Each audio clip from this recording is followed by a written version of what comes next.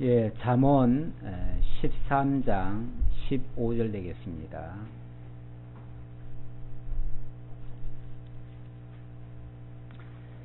선한 지혜는 은혜를 베푸나 사악한 자의 길은 험하니라.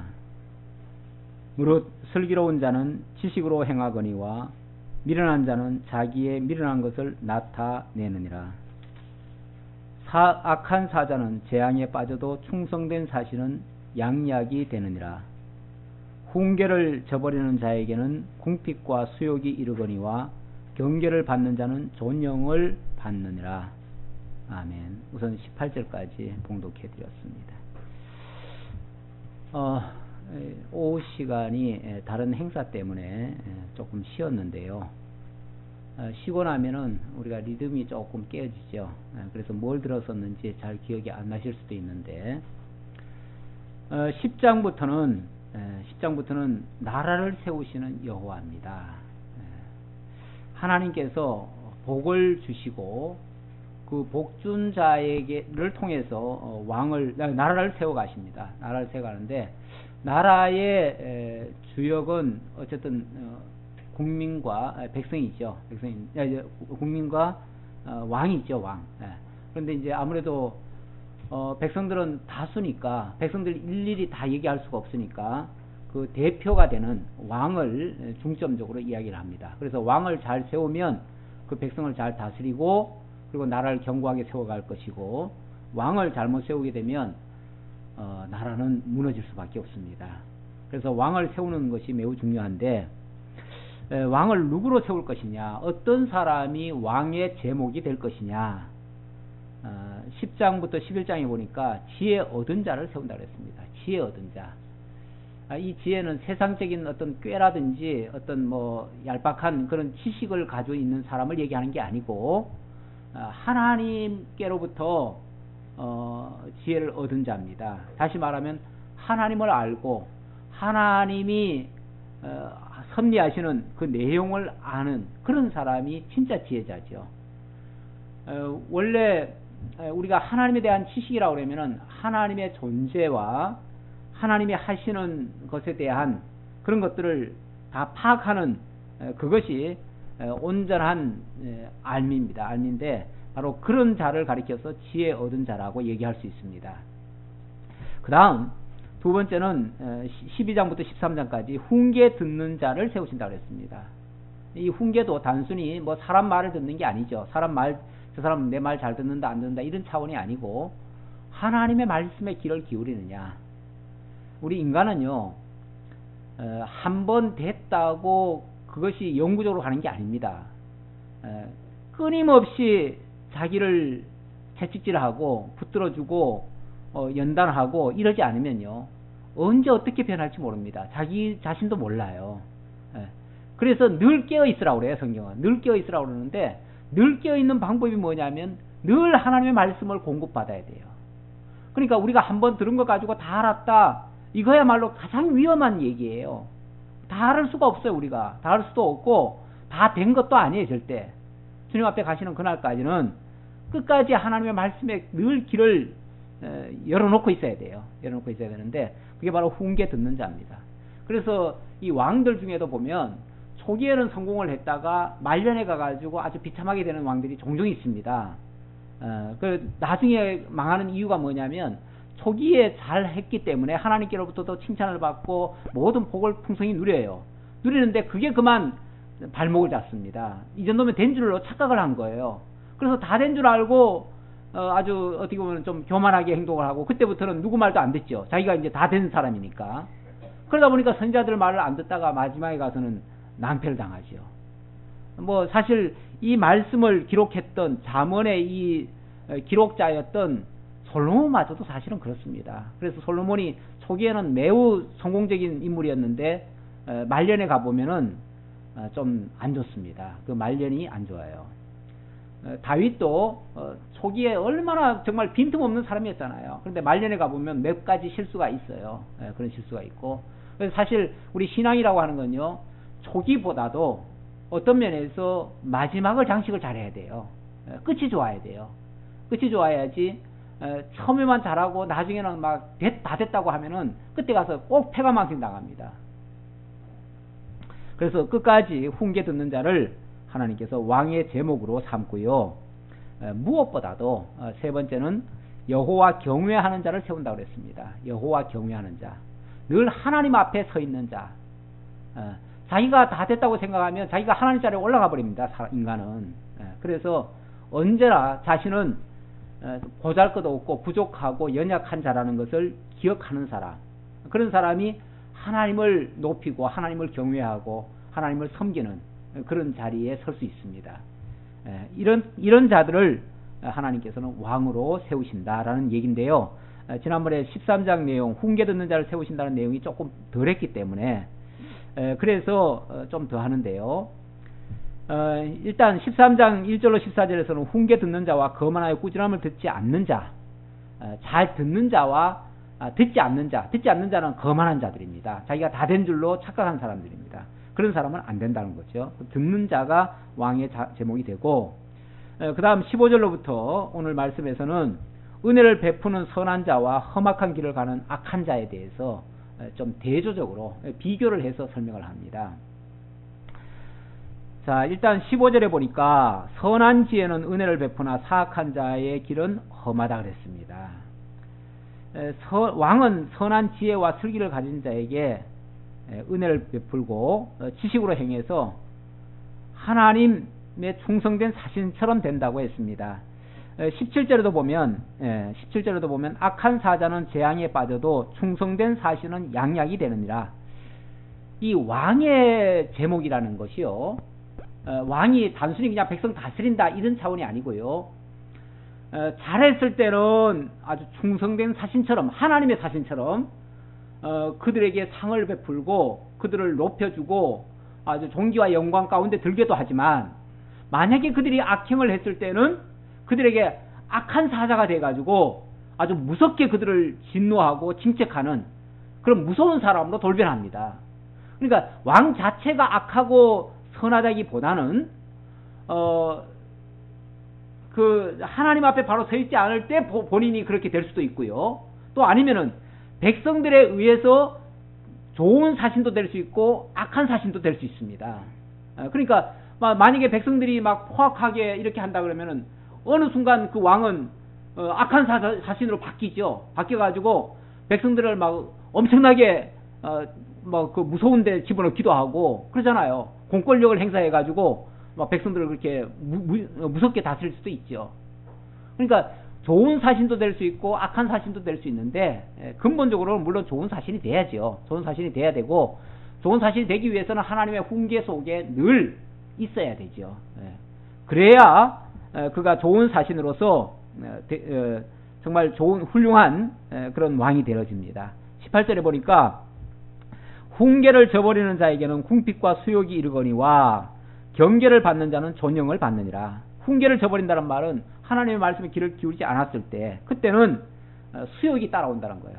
왕도 그래서 나중에 훈계를 이렇게 저버리다가 결국 수욕을 당하는 그런 왕들이 종종 있습니다. 그러나 경계를 받는 자, 다시 말하면 하나님의 말씀에 늘 창념해서 자기를 이렇게 깨어있게 하면은 존영을 받게 되는 거죠. 존귀와 영광을 받는다 그 말이죠. 20절 보겠습니다. 지혜로운 자와 동행하면 지혜를 얻고 미련한 자와 사귀면 해를 받느니라. 지혜로운 자와 사귀면 지혜를 얻는다. 정말 그래서 속된 표현으로는 친구를 보면 그 사람을 안다는 말도 있죠. 그 사람 친구를 통해서 아무래도 모든 것을 많이 수용할 수 있기 때문에 그렇습니다. 우리는 누가 진정한 친구인가? 세상에 어떤 교활한 자, 세상에 똑똑한 자, 세상에 부자 뭐 이런 사람들과 친구하면은 혹시 그런 쪽에는 도움을 입을지언정 내가 하나님 앞에 바로 설 수 있는 건 아닙니다. 그러나 우리가 정말 예수 그리스도가 우리의 친구가 되어주신다고 그랬는데 주님과 동행하는 그러한 삶을 살게 되어진다면 우리가 삐뚤어진 길로도 안 갈 것이고, 그렇게 되어지면 언제나 정말 지혜롭게 복 있는 자로서 그렇게 살게 될 것입니다. 하지만 그 미련한 자와 사귀는 자, 또 죄인을 따르는 자, 그런 자들에게는 재앙이 임하게 될 것이죠. 그래서 21절에 재앙은 죄인을 따르고 선한 보응은 의인에게 이르느니라. 선한 보응, 재앙, 이것은 바로 지혜로운 자와 동행하는 자에게는 당연히 선한 보응 또는 지혜가 얻어지고, 미련한 자와 사귀는 자에게는 재앙이 따르게 된다, 그런 얘기죠. 22절에 보니까 선인은 그 산업을 자자손손에게 끼쳐도 죄인의 재물은 의인을 위하여 쌓이느니라. 참 재물이 참 많은 것을 바꾸는데요. 바꾸는데 재물 그 자체도 중요하지만 그 재물이 얻어지기까지의 그 과정도 매우 중요합니다. 그래서 선하게 얻어진 거는 그게 뭐 몇 대를 거쳐가면서도 부끄럽지 않게 좋은 영향을 끼치는데, 악하게 모은 재산 같은 경우는 이게 몇 대를 가지를 못합니다. 가지도 못하고 나중에 가보면 그 재산은 결국은 다른 쪽에 쓰이게 되는데, 어디에 쓰이는가? 의인을 위해서 쌓인다고 그랬습니다. 의인을 위해서. 우리 하나님의 이게 지혜인데요. 우리 하나님은 악한 자들이 어떤 방법으로 끌어모았든 간에 그걸 악한 데만 쓰게끔 내버려 두질 않아요. 그걸 또 하나님께서는 선한 쪽으로 쓰도록 이렇게 역사를 하셔요. 그래서 어떤 면에서 악인들이 그렇게 끌어모았는데 나중에 가면 자기네들 입장에서는 물거품이 되는 거죠. 다 소용이 없게 만드시고 결국 그것은 돌고 돌아서 하나님의 선한 일에 쓰일 수 있도록 이렇게 또 역사가 되어질 수 있다는 거예요. 이게 하나님께서 하시는 방법이기도 합니다. 가난한 자는 밭을 경작함으로 양식이 많아지거니와 불의로 말미암아 가산을 탕전하는 자가 있느니라. 뭐 같은 맥락에서 하는 얘기인데요. 정말 정직하게, 좀 가난한 것 같아도 좀 정직하게 진실하게 하면 사실 뭐 못 먹고 살겠습니까? 먹고 사는 데는 지장 없도록 양식 풍족하게 마음의 평안도 누리고 이렇게 살 수 있습니다. 그런데 악착같이 끌어모으고 불의한 재물을 삼아놔도 그 재산은 나중에 가보면은 마치 뭐 공중에 날아가는 새에게 뺏기는 것처럼 그렇게 날아가 버립니다. 없어지는 경우가 종종 있어요. 그래서 결국 악인의 재물, 악하게 벌어들인 거, 이런 것들은 별 의미가 없다. 설령 뭐 물질로는 가지고 있다 할지라도, 은행에는 넣어놨다 할지라도 제대로 못 쓰거나 아니면 그게 악한 쪽에 쓰여버리거나 이러면 결국은 자기가 못 누리는 거잖아요. 자기가 못 누리는 거는 결국 없는 거나 마찬가지인 거예요. 그렇죠? 그래서 무익한 재물이 꽤 많습니다. 세상에는 무익한 재물이 많아요. 예수님께서도 비유 속에서 부자가 농사 지어놓고 이만큼이면 내가 풍족히 여유롭게 살겠다. 그래서 내 영혼아 이제부터는 즐기고 먹고 즐기자. 그랬더니 예수님 딱 뭐라 그럽니까? 이 어리석은 자여, 오늘 밤에 네 영혼을 내가 거두면 그 재물은 다 네 것이 되겠느냐. 다 헛거 아니냐 그 말이죠.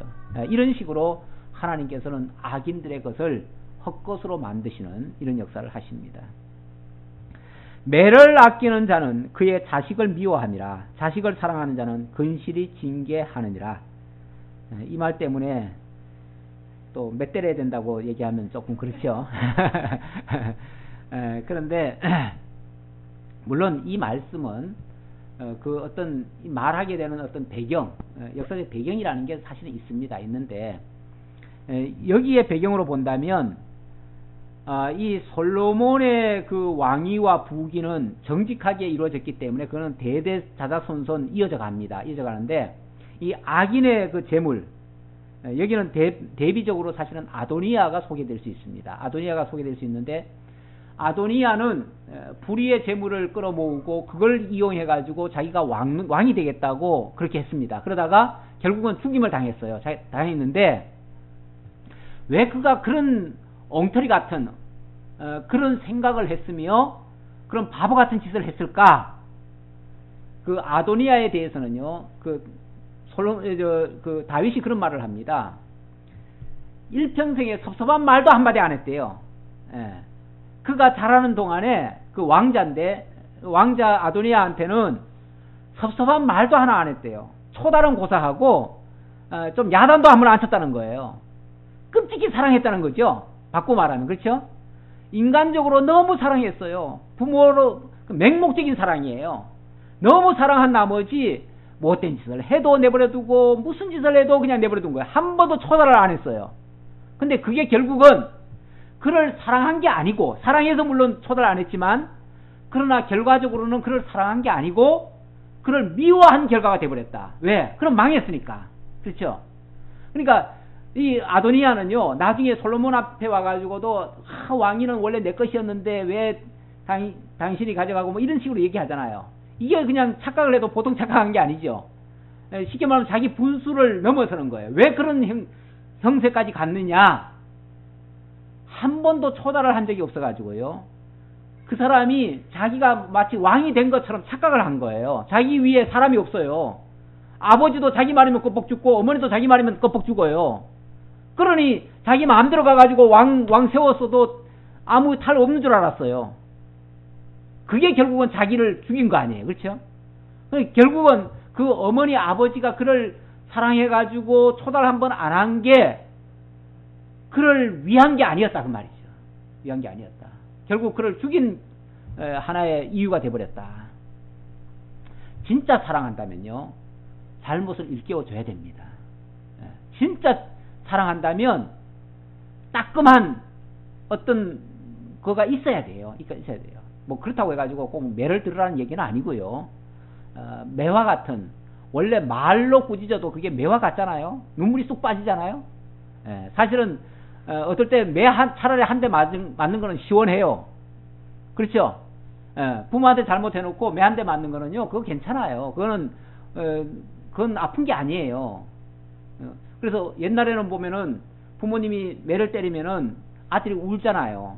그래서 왜 우냐 그러면은, 왜 옛날보다 이렇게 약해요?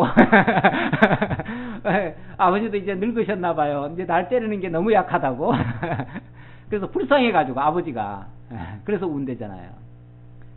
그러니까 사실은 그 매 맞는 게 어떤 면에서는 시원한 거예요. 시원한데 이 말이라고 하는 건 더 무섭잖아요. 그래서 때로는 따끔한 말을 해줘야 돼요, 원래. 그래서 정신을 바짝 차리도록. 그래서 자식을 사랑하는 자는, 진짜 사랑한다면 근실이 징계하느니라. 근실이, 이거는 뭐 그냥 봐주지 않는다 그 말이에요. 봐주지 않고 그렇게 징계를 한다. 의인은 포식하여도 악인의 배는 줄이느니라. 그 의인은 포식한다. 다시 말하면 솔로몬처럼 이렇게 하나님의 말씀에 귀를 기울이고, 뭐 나중은 그럴지라도 자관 젊어서는 그래도 말씀 잘 들었잖아요. 그래도 지혜를 얻고 정말 순종 잘했잖아요. 그런 자들은 배불렀다. 다시 말하면 누렸다 그 말이에요. 누리고, 악인들은 모든 걸 다 얻는 것 같지만 사실은 하나도 못 누려요. 그래서 결국은 배고프게 된다, 이런 얘기예요. 자, 14장의 내용은 여호와 경외하는 자를 세우신다는 내용입니다. 자, 본문에서 집을 세운다는 말이 나오는데요, 이는 왕가를 세운다는 뜻이고요, 계시적인 의미로는 장차 예수 그리스도를 통해서 교회를 세워가신다는 뜻이기도 합니다. 그리고 이제 언약 백성을 다스리기 위한 왕가에 적합한 자가 누구인가? 일단 하나님께로부터 지혜를 얻고 훈계의 말씀을 잘 듣고 여호와 경외하는 자라고 말씀드릴 수 있습니다. 14장 1절입니다. 지혜로운 여인은 자기 집을 세우되 미련한 여인은 자기 손으로 그것을 허느니라. 정직하게 행하는 자는 여호와를 경외하여도 패역하게 행하는 자는 여호와를 경멸하느니라. 미련한 자는 교만하여 입으로 매를 자청하고 지혜로운 자의 입술은 자기를 보전하느니라. 자, 지혜로운 여인은 자기 집을 세운다 그랬습니다. 옛날 어른들이 그런 말 많이 했어요. 가문을 세우려면 여자가 잘 들어와야 된다. 정말 지혜로운 여자가 가문에 들어오면 그 가문이 일어나는데, 미련한 여자가 들어오면 정말 단란하고 평안하고 정말 좋았던 가정이 어느 순간에 깨져버려요. 그래가지고 완전히 풍비박산이 나버리죠. 그래서 여자 하나가 들어오고 안 들어오고에 따라서 엄청난 그 영향을 준다는 거예요.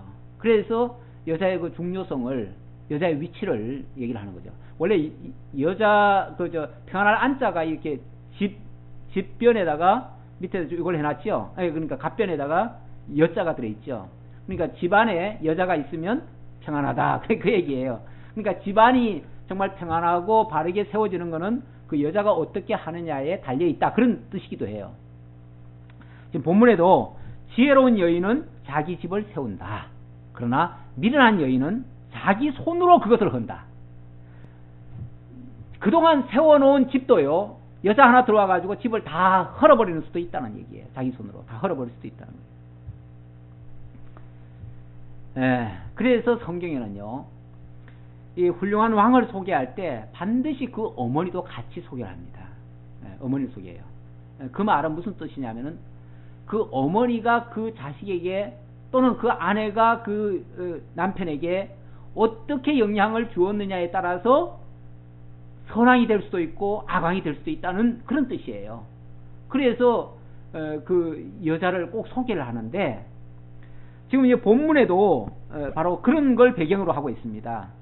다시 말하면 지혜로운 왕을 세우는데도 지혜로운 여인이 역할을 하고 미련한 왕을 세우는데도 미련한 여자가 역할을 한다 그 얘기죠.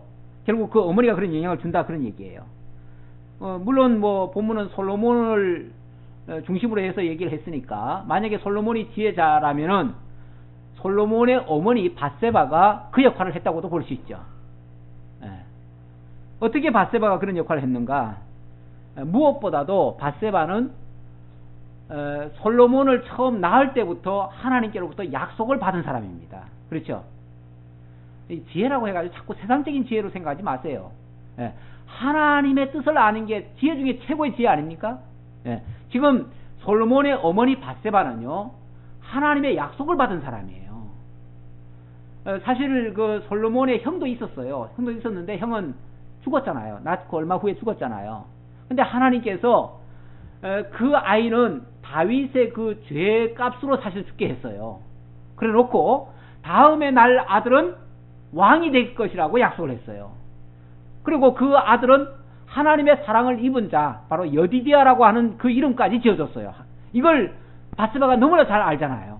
잘 알기 때문에 이거를 늘 그 아들한테 얘기를 해줘요. 그런데 법적으로 말하면요, 솔로몬은 10번째 아들입니다. 10번째 아들이기 때문에 원칙상은 왕이 될 수가 없어요. 그렇죠? 위에 정실 자녀가 수두룩하게 있는데 그 첩의 자식에다가 그것도 불륜의 자식이잖아요. 그런 자식이 왕위를 이어받는다는 게 정상적이 아닙니다. 통상적으로는 있을 수 없는 일이에요. 그런데 하나님의 약속이 있었잖아요. 그 약속을 이 밧세바는 굳게 믿고 있었고요. 그거를 솔로몬한테 일러주었고요. 그리고 결정적인 순간에 벌써 아도니아가 왕이 돼가지고 스스로 나타났잖아요. 나타났을 때 그때 밧세바가 다윗에게 가가지고 그 약속의 말씀을 상기시켜주죠. 왕이시여, 언제 왕께서 아도니아를 왕으로 세우셨습니까? 하나님께서는 분명히 솔로몬에게 왕이 되리라고 했는데 어찌하여 아도니아를 왕으로 세우셨습니까? 딱 한마디 해주죠. 그때 다윗이 깜짝 놀래가지고 누가 왕이 됐느냐? 난 그렇게 세운 적 없다. 그러면서 바로 아도니아를 취소시켜버리고 솔로몬을 그 자리에서 바로 세워버리잖아요. 그래가지고 솔로몬으로 하여금 아도니아를 결국은 죽게 만들잖아요. 그래서 지혜로운 여인이 이 왕가를 세운 거예요. 솔로몬 왕가를 세운 거예요. 그렇죠? 그리고 그 미련한 여인은 결국은 아들 죽인 거예요. 그 미련한 여인은 결국은 아도니아의 엄마가 되겠지요. 아도니아의 어머니 그 핫깃이라고 하는 그 여인은 그저 아들을 잘 나가니까 그냥 좋아가지고 그래 내버려 둔 거예요. 초달도 한번 안 하고. 그랬는데 결국은 그 자식을 죽게 만들었어요. 바로 그런 역사적 배경을 가지고 이야기를 한 것이다. 이것이 이제 신학적으로 얘기를 하면, 아까도 그랬잖아요. 이 집을 세운다는 것은 신학적인 의미에서는, 영적인 의미로 해서는 이건 교회를 세워가는 거다라고 말씀드렸는데, 이 교회를 가리켜서 하나님의 집이라고도 하면서 또는 그리스도의 몸이라고도 하고요, 또 아내로 표현하기도 합니다. 이 교회를 그래서 여성형 명사로 씁니다. 명사가 여성형이에요. 여성형이고, 이 칼빈은 이 교회를 향해서 뭐라고 얘기를 했냐면 우리의 어머니인 거룩한 교회, 이렇게 표현을 했어요. 교회가 우리의 어머니다. 그것도 거룩한 우리의 어머니다, 이렇게 얘기를 했어요. 무슨 소리냐 하면 하나님을 아버지로 모시고 있는 하나님의 자녀들이 이 교회에 몸을 담고 교회로부터 양육을 받아서 하나님의 아들들로 자라가잖아요. 그렇죠? 자라가니까 어머니처럼 하나님의 백성들, 하나님의 자녀들을 길러내고, 사실은 생육 번성이 여기서 일어나는 거죠. 교회에서 일어나는 거죠. 그런 의미에서 어머니가 자식을 낳듯이 하나님의 자녀가 생산이 되어지고 또 자라나고 또 복음이 전파되어지고 이게 결국은 씨가 번성해 나가는 거 아니에요. 이 교회를 통해서. 그런 의미에서 이 교회는 정말 참 지혜로운 어머니와 같은 그런 위치라는 거예요. 그래서 이 교회가 정말 어린 자녀들에게 하나님을 알려주고 하나님 아버지를 알려주고 하나님 아버지를 경외하도록 그렇게 교육하는 장소입니다. 여기가 어머니가 마치 아버지를 잘 알려주고 아버지에게 순종 잘하도록 이렇게 하는 것과 같은 이치라는 거예요. 그런 의미에서 여기 지혜로운 여인은 신약적인 의미에서는 바로 교회가 하는 일과 같다, 그렇게 말씀드릴 수 있습니다. 그 다음, 소가 없으면 구유는 깨끗하려니와 소의 힘으로 얻는 것이 많으니라. 소, 왜 갑자기 소 이야기하죠? 한 집안에도 말썽꾸러기가 있듯이 나라에도 분명히 힘들게 하는 사람들이 참 많습니다. 제가 어제 정도전이라고 하는 드라마를 잠깐 봤는데 그 드라마에 보니까 왕이 천도 계획을 발표를 했어요. 왕이 이제 이성계가 왕이 딱 돼가지고 이제 그 수도를 이제 옮기겠다고, 계룡산으로 옮기겠다고 하니까 모든 중신들이 다 반대하고 대들고 일어서는 거예요. 그러면서 막 결사적으로 막 반대를 하는데 어떤 사람은 완전히 막 목숨을 내놓고 하더라고요. 그러다가 나중에는 결국은 죽었어요. 죽기까지 했어요. 그렇게까지 하는데 왕은 막 너무 화가 나가지고 저놈들 다 잡아 집어넣으라고. 그제까지는 다 충신이었는데 그 충신들을 다 집어넣으라고 막 명령을 하는 거예요. 그 순간에 정도전이 딱 들어와가지고 하는 말이, 그리고 이제 왕은 이제 막 정도전한테 고자질 하죠. 저놈들이 내 말 안 들어가지고 내가 속상해 죽겠다고. 저놈들 다 죽여야 되겠다고. 그러니까 정도전이 하는 말이, 간쟁하는 사람이 많다는 것은 나라가 건강하다는 뜻입니다. 다시 말하면 그 왕에게 어떻게 보면 좀 대들고, 직접적으로 말하면 대드는 거지만 이제 바른 소리를 하는 거죠. 자꾸 왕의 잘못된 것을 목숨 내걸고 막 간언을 하고 막 이러는 사람들, 그런 사람이 많다는 것은 나라가 건강하다는 뜻입니다. 이렇게 얘기를 하는 거예요. 사실 세상 나라에서도 보면은 좀 반대하는 자가 있으면 막 잡아 넣잖아요. 그렇죠? 잡아 넣고 막 말도 못하게 하고 완전히 적대 세력은 완전히 막 죽여야 된다 그러고 없애야 된다 그러고 막 이렇게 선동도 하고 막 이렇게 하는데, 그거는요 독재국가에서 하는 일입니다. 원래가 독재국가는 반대자는 무조건 다 잡아 가두어 버립니다. 다 죽여버립니다. 죽여버리는데 진짜 민주국가는요 그렇게 하지 않아요. 민주국가는 얼마든지 반대 의견을 다 토로하게 만듭니다. 그걸 다 들어줍니다. 그리고 거기서 어떤 결론을 만들어 가지고 그걸 시행해 나갑니다. 그런 나라가 건강하게 자라갑니다. 건강하게 성장해 가요. 그러면서 신하는 이렇게 간쟁하는 것이 신하의 도리입니다. 그렇게 얘기를 했어요. 그러니까 그러면 왕의 도리는 뭐냐 물었어요. 왕의 도리는 뭐냐라고 물으니까 왕은 무조건 듣고, 그 다음엔 참고, 그 다음에는 품는 겁니다. 잘 듣고, 그러니까 다 들어줘야 돼. 반대되는 소리도 다 들어주고, 그 다음에 막 아무리 화가 나도 다 참아야 돼. 그리고 그들을 내 자식처럼 품어줘야 돼요. 사실 그래서 그 왕을 옛날로 말하면 왕을 뭐라고 그럽니까? 그렇죠. 아버지라고 그러죠. 부모와 같죠. 예. 국부라고 그러나요? 뭐라고 그러나요? 예, 예, 그렇게 얘기를 하죠. 아버지죠. 그러니까 다 품어야죠. 다 내 자식이에요. 반대하는 자도 내 자식이고 대드는 자도 내 자식이고, 그러니까 다 품어야 돼요. 그 중에 쓸 말이 있으면 들어줘야 되고요. 못 쓸 말이라도 좀 참아내야 되고요. 예, 또 그런 게 있어야 돼요. 그래야 왕의 자격을 갖췄다는 거죠. 예, 만약에 그렇지 않고 듣기 싫은 소리 안 들어버리고 귀 닫아버리고 정말 참지 않고 이러면요, 결국 신하들은 어떻게 바뀌냐면, 탄압을 몇 번 받죠. 받고 나면 그 다음에는 어떻게 바뀌냐면 전부 다 왕이 듣기 좋은 소리만 합니다. 반대되는 소리를 하나도 안 합니다. 그럼 누구만 남죠? 간신, 역적들만 남지요. 네. 진짜 입에만 바른 소리 하는, 입에만 듣기 좋은 소리 하는 사람, 이런 사람들만 남지요. 그러면 나라 망하는 거예요.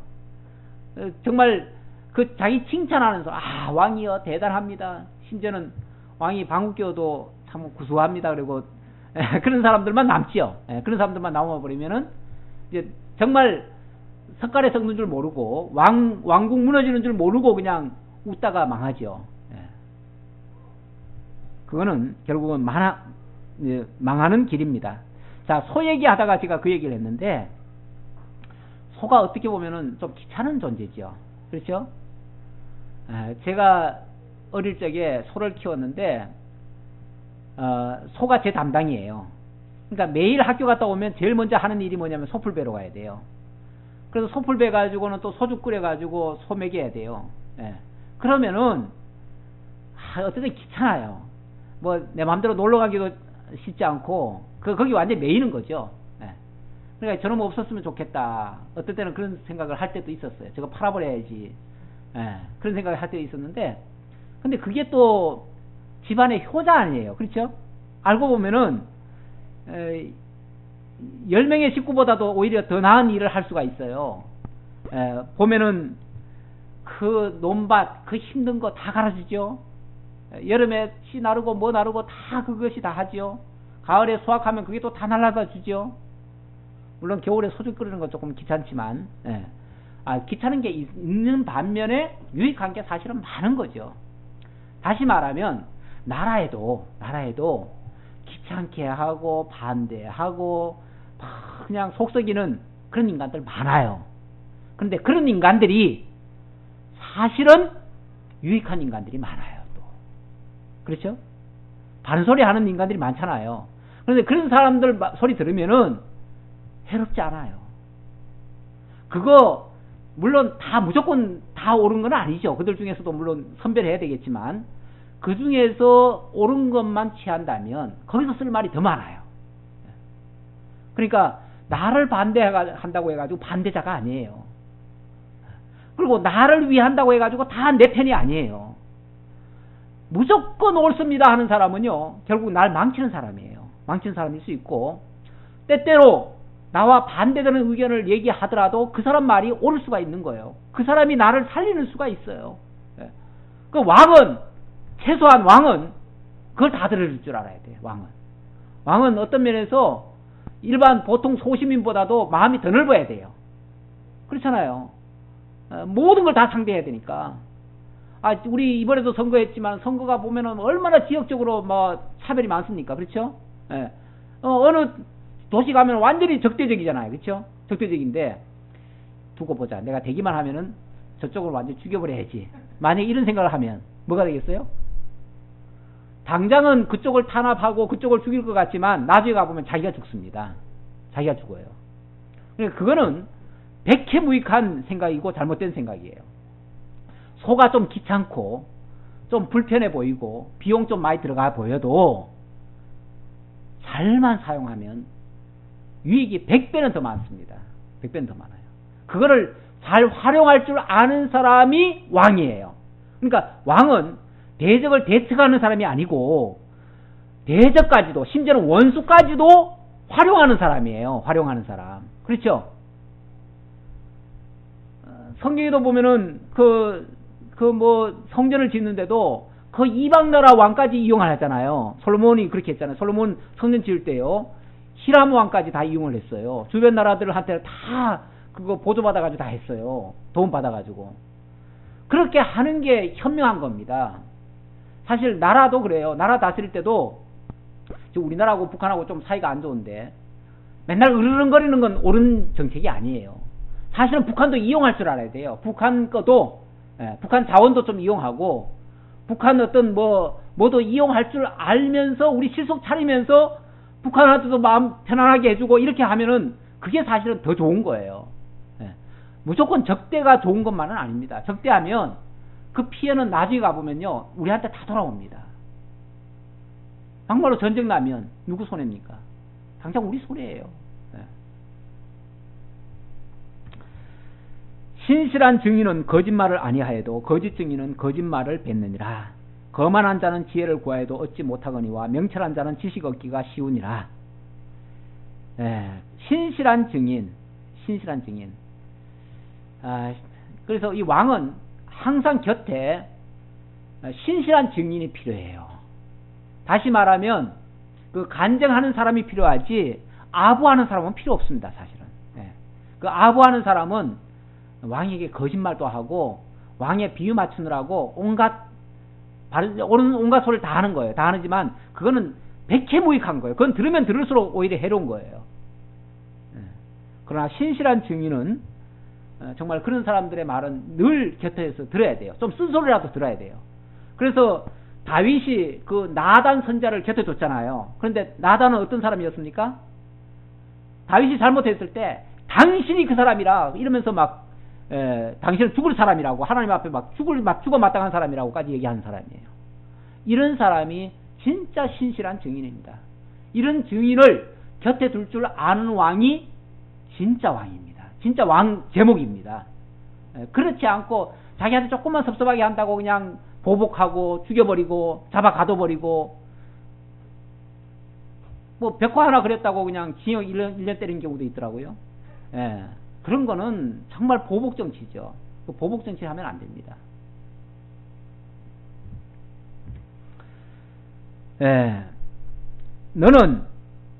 너는 미련한 자의 앞을 떠나라. 그의 입술에 지식이 있음을 보지 못함이니라. 미련한 자, 뭐 더 근원적으로 말하면 하나님 모르는 자, 자기가 왕이 된 자, 뭐 이런 사람들, 그런 사람들에게서는 참 뭔가를 얻기가 힘듭니다. 그러니까 그런 사람들을 가까이 하는 것은 왕으로서 마땅치 않습니다. 슬기로운 자의 지혜는 자기의 길을 아는 것이라도 미련한 자의 어리석음은 속이는 것이니라. 슬기로운 자의 지혜는 자기의 길을 안다. 우리가 지금 무슨 길을 가고 있습니까? 뭘 지금 하고 있습니까? 이 길이라고 하는 게 다른 말로는 도고요. 도는 다른 말로 하면 진리입니다. 진리. 슬기로운 자에게는 진리가 있어요. 하나님의 도가 있어요. 하나님을 아는 지식이 있어요. 그러나 하나님을 알지 못하는 자에게는 자기가 지금 어디로 가는지도 몰라요. 왜 사는지도 몰라요. 그 결국은 자기를 속이는 자예요. 왕은 늘 하나님과 동행하면서 하나님이 펼쳐놓으신 그 길을 따라가는 사람입니다. 미련한 자는 죄를 심상히 여겨도 정직한 자 중에는 은혜가 있느니라. 미련한 자는 죄를 심상히 여긴다. 사실 죄가 된지도 모르죠. 뭐가 문제인지도 모르죠. 사실 우리가 하나님을 모르면요, 자기가 죄인인 줄도 모르잖아요. 그러니까 뭐 죄를 뭐 그렇게 대단히 여기겠어요? 별거 아닌 것처럼 여기죠. 온갖 거짓말을 하면서도 뭘 잘못하는지도 몰라요. 그러니까 참 딱하죠. 어떤 면에서. 마음의 고통은 자기에게 있고 마음의 고통은 자기가 알고 마음의 즐거움은 타인이 참여하지 못하느니라. 악한 자의 집은 망하겠고 정직한 자의 장막은 흥하리라. 어떤 길은 사람이 보기에 바르나 필경은 사망의 길이니라. 우리는 무슨 일이 있으면 남을 탓하거나 환경에다가 핑계를 대는 경우가 많습니다. 그러나 사실은 마음의 고통이나 그 즐거움이 그 외부적 환경이 아니고요. 사실은 자기 속에 있다고 말할 수 있습니다. 지금 본문에도 마음의 고통은 자기가 알고 타인은 나의 그 즐거움에 참여할 수 없다 그랬는데, 그러니까 외부적 영향이 아니라는 거죠. 외부적 영향이 아니고 내부적인 영향인데, 내부적이라는 건 내가 어떻게 하나님을 아느냐, 내가 어떻게 하나님을 인정하느냐, 여기에 달려 있다고 하는 거죠. 또 현실을 어떻게 해석하느냐, 또 현실을 주관하시는 하나님을 어떻게 이해하느냐, 거기에 따라서 좌우되는 겁니다. 그래서 우리가 하나님을 아는 지식이 풍성하면 든든히 설 것이고, 그렇지 않으면 외부적인 자그마한 어떤 충격에도 우리는 금방 흔들립니다. 흔들려가지고 마음이 마치 흔들리는 갈대처럼 이리저리 흔들리다가 결국에는 실족하는 경우도 있습니다. 어떤 길은 사람의 보기에 필경 바르나 필경은 사망의 길이다. 필경은 사망의 길이다. 이 사람이 보기에는요, 뭐가 더 합리적인 것 같습니까? 우리 신앙인들을 일반인들은 볼 때요, 아주 맹추 같고 바보 같고 아주 그냥 외골수 같고 어디 한 군데 빠져가지고 옆도 못 돌아보는 사람 정도로 생각하죠.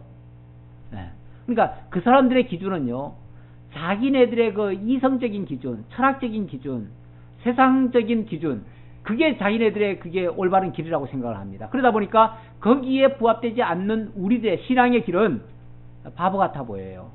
그래서 우리를 비난하고 자기들이 살 길을 가고 우리는 마치 망하는 길로 가는 것처럼 생각을 하는데, 그러나 인본적이라는 것은 하나님을 배제한 말이고, 하나님을 배제했다는 말은 근원을 모른다는 말이고, 근원이 없다는 것은 결국 뿌리도 없고 결국은 틀리다는 얘기예요.